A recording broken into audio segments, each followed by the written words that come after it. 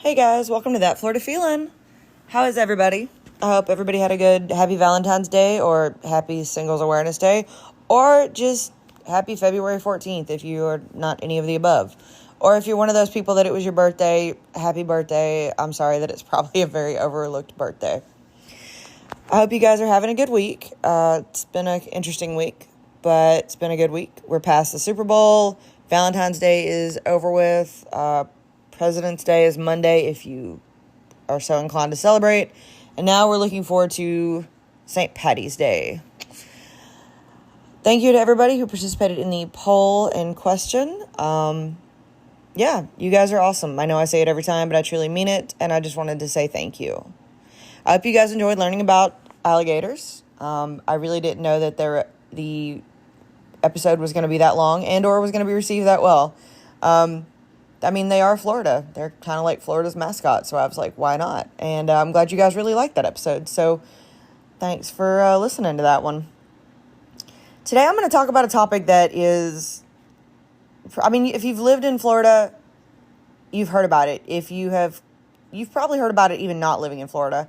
And it's something that's been in the news a lot recently, and it's the Miami seaquarium, or Lolita. Lolita was the orca that was not treated well.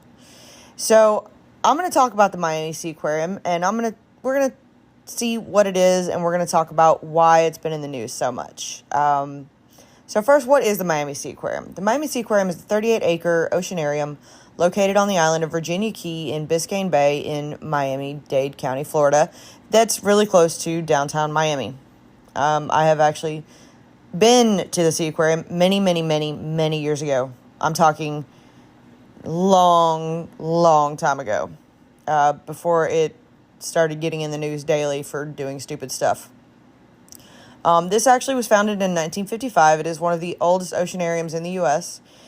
In addition to marine mammals, the Miami seaquarium also houses fish, sharks, sea turtles, birds, and reptiles. They offer daily presentations and host overnight camps and events for Boy Scouts and group programs. They also do conservation, and over 500,000 people visit the facility annually. They do have about 200 employees, and they are leased from the Miami-Dade County, making it their third largest contributor to the county's revenue. So, all that being said, who founded it? So it was actually founded when Fred D. Kapuk and Captain W.B. Gray decided that they wanted to open an attraction, and it was the second marine life attraction in Florida. But when it opened in 1955, it was the largest marine life attraction in the world. The first orca in the park was named Hugo. Hugo was captured in February of 1968 in Vaughan Bay. Shortly after his capture, Hugo was flown to the Miami Seaquarium, where he was held in a small pool for 2 years, and over the course of 10 years, judging by his behavior, it was clear that Hugo did not like life in captivity. Amazing, right? Amazing that an animal that came from a bay got stuck in a pool and didn't like it. Hugo would regularly bang his head on the wall of the tank, and on March 4th, 1980, Hugo died from a brain aneurysm. All right, so apparently this place has just had some shit from the beginning. From 1963 to 1967, 88 episodes of the TV show Flipper and 2 movies starring Flipper were actually filmed at the Seaquarium. So if you've ever seen any of those shows, that was filmed there. From 1963 to 1991, the Seaquarium also had the Miami Seaquarium Space Rail, which was the first hanging monorail in the United States. Seaquarium was eventually bought out by Palace Entertainment in 2014. It was recently acquired by the Dolphin Company in 2022, which has said that any negligence in animal care preceded their arrival. Whatever. We'll get to that in a second. Now, most recently, in 2023, this is when all the crap really started, when people really started noticing that something is not right with this place. In 2023, the U.S. Department of Agriculture inspection found numerous violations against the Animal Welfare Act. The report cited inadequate veterinary care, horrible animal handling, inadequate facilities, employees and or attendants were not up to standards, Critical separation of animals, meaning that animals could potentially attack one another. Now, Miami-Dade has the option to terminate the seaquarium's lease at any moment, and they have considered this option, especially if there's been ongoing concerns about the care of animals. Now, in January of 2024, the USDA was satisfied that the operators had addressed issues related to the issues that they had most recently found. They did confiscate and remove certain animals. But as of February, which is this month of 2024, they have lost their accreditation from the American Humane. The Dolphin Company was also behind on its rent payment, according to the Parks Department. So, to put it politely, this place is a shit show of horribleness. But let's talk about what really brought this place to the forefront, and that is Lolita. Lolita the orca. One of Seaquarium's attractions was Lolita, and Lolita was the second oldest orca in captivity after Corky. Corky was at SeaWorld San Diego, and she was the park's last captive orca. Lolita was captured in August of 1970. She was captured during the Penn Cove capture in Puget Sound in Washington State. She was brought to the Seaquarium on September 24th of 1970, where she joined Hugo. Hugo died in 1980 after injuring himself on the walls of the tank where Lola remained. Animal rights activists have long argued that the tank never met standards, never met the federal minimum requirements under the Animal Welfare Act. And in 2017, the USDA made statements supporting these arguments.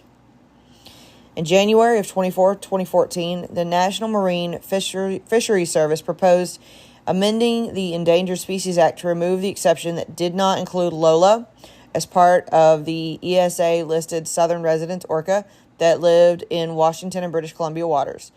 Activists who proposed such actions in the NMFS in 2013 were hopeful that Lola would get retired and possibly be, able to be reunited with her pod, which some believed included her mother. The Lumi Nation of Washington State referred to Lola, and I cannot say it, but it's a female orca from an ancestral site in the Penn Cove area of the Salish Sea bioregion. And they viewed Lola as a member of the relative of underwater. So Lola was part of their nation. Lola was very special to them. And according to former Lumi Tribal Chairman Jay Julius, she was viewed as a member of the Lumi Nation's family, and they believe that she should be returned to their sea bioregion. The Lumi gathered at the Seaquarium numerous times to be asked for her to be returned to the area. In 2018, Seaquarium curator emeritus Robert Rose responded to the protest, saying that the Lumi should be ashamed of themselves, that they don't care about Lola, and they don't care about her best interest whether she really lives or dies. To them, she is nothing more than a vehicle by which they promote their name, their political agenda, and they just want to obtain money and gain media attention. Shame on them. That is an asshole statement. That really is. So in response to Mr. Rose's comment, environmental scholars and Julius have argued that such statements are representative of the troubling pattern of discounting Native American knowledge and relationships, which are part and parcel of possessive of natures of. So basically they're saying that we don't understand Native Americans. And I agree with that. Because he basically just dismissed them like a jackass. Now, Miami Seaquarium did announce on March 30th, 2023 that Lola was expected to return to her natural waters in the Pacific Northwest and reside in a semi-wild sea pen in the sea for the remainder of her life. She would be joined by relocation efforts of the park's companion pair of Pacific white-sided dolphins, Lily and Loke. Loke and her offspring, Elio, were instead transferred to the Shed Aquarium in Chicago on August 3rd of 2023. Way to keep your word there, people. Unfortunately, Lolita died on August of 2023. They believe it was a renal condition. On September 25th, 2023, the Seaquarium that announced that Lee, the remaining 40-year-old male Pacific white-sided dolphin, was expected to be moved with Lolita was also relocated to SeaWorld San Antonio to be relocated with family members and other Pacific white-sided dolphins to avoid remaining in solitary following Lolita's death. So basically, the Miami Seaquarium does not keep its word, and they have had numerous issues against them. Now, you can still go on their website, and you can plan a visit. And, of course, on their website, they promote it as looking exciting, and they have conservation care. And, you can click on it, and they talk about how they've championed conservation since 1955, and they have a rich history of helping manatees and turtles, and what accreditations they have, which are not true anymore, considering that they just lost them. Tickets to this place start at $41. $41 to watch animals put on a show. And then you can spend more money if you want to meet a penguin or swim with sharks and rays, or a dolphin, or a seal. Lord, this place is awful. Now, it's been in the news a lot lately, like we've talked about. A lot of people think that Miami's Sea Aquarium is finally going to get what it deserves. And I, for one, kind of agree with it. It's got financial troubles. Animal rights activists and federal and local authorities are finally really starting to notice that this place is in trouble, that it's not doing what it's supposed to do, and that it's having some issues. Its latest violations include a dolphin found with a 2-inch nail in its throat. One had a metal bolt in its mouth. A sea lion that refused to eat due to cataracts. And they didn't get surgery for it. There's mold and peeling paint in the penguin and parrot enclosures. An underfunded vet lab that didn't even have basic diagnostic tools such as ultrasounds, radiographs, endoscopies, and functioning anesthesia. Right now, it's just that they have a tsunami wave that has crashed down on them and that it's too much for them, says Phil Dimmers, a former marine mammal trainer and founder of the group Urgent Seas, whose advocacy was credited with the relocation and distressed manatees Romeo and Juliet from the park last year. That's right, they did relocate Romeo and Juliet. I forgot about that. They were 2 manatees that were taken from the Seaquarium and given to Zoo Tampa because they were absolutely in distress and not doing well. A lot of people, and Seaquarium, Miami Seaquarium, when it was founded, probably had the best of intentions. But what it has become now is not, it's not the best, obviously. It's proven that inspectors have recently found mold, bacteria, rusting enclosures, other structures with critical shortage of trained employees. Staffing concerns, of course, have never been new. But in 2022, the agency found 9 dolphins had their diets cut by 60% and were severely underweight. And park management just blamed it as a miscommunication. The Miami mayor back in 2021 expressed deep-seated concerns, and the county is reviewing actions necessary to pursue terminating leases.